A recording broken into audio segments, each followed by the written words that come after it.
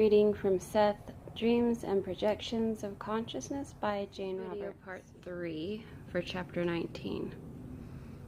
And it is labeled More on the Dream Body, Inner Senses, and Projection.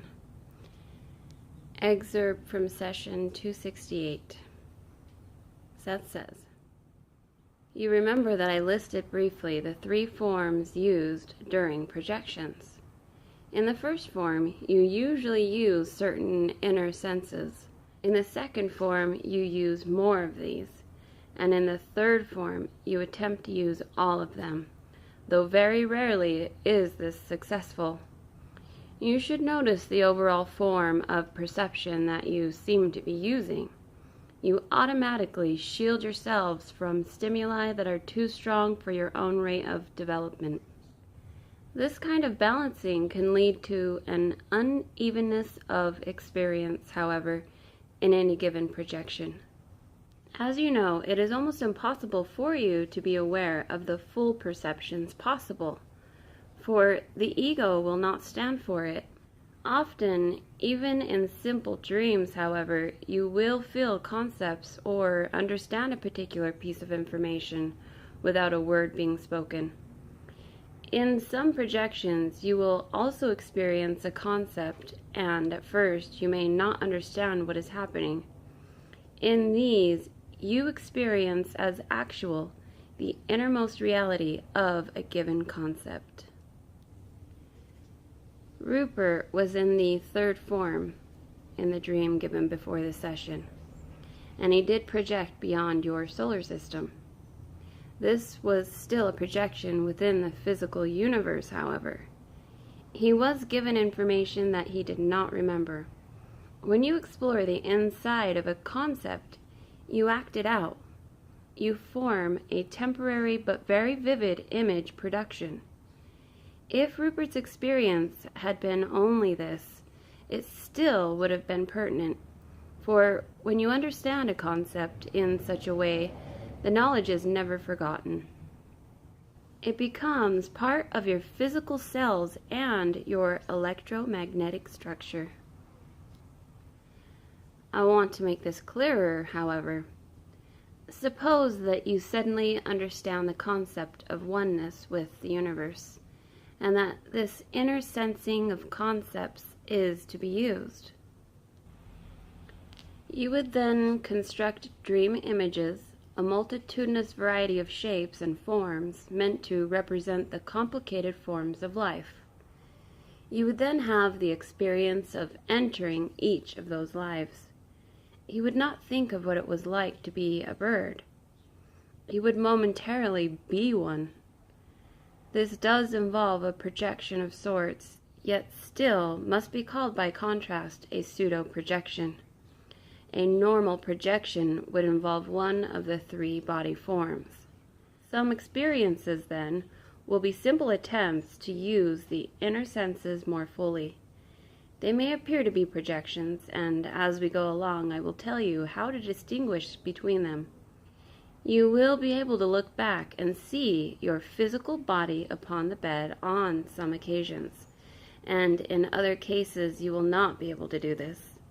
In the first body form, for example, you can look back and see the physical body.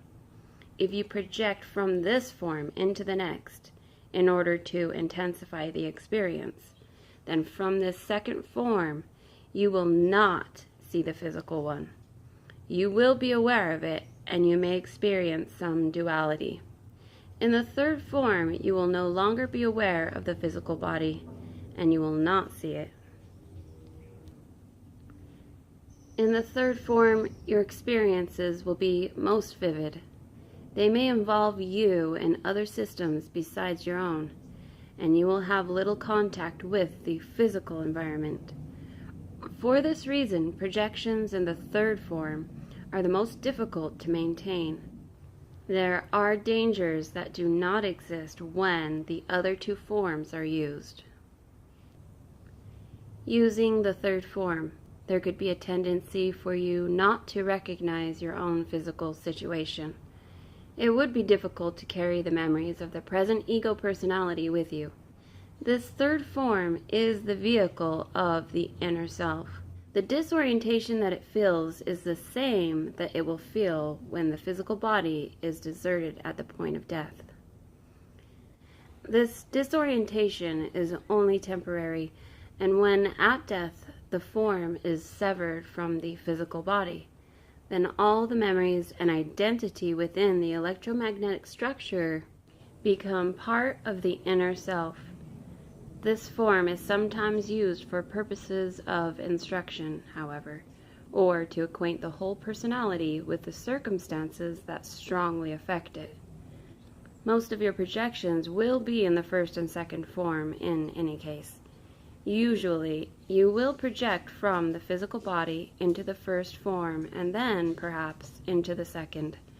Occasionally, this will happen and you will not know it, despite all your attempts to ascertain your circumstances. There are ways of knowing when you switch forms, of course, and we shall see that you get this information. You should both have several projections within the first and second forms in the following months, if your development continues at its present rate.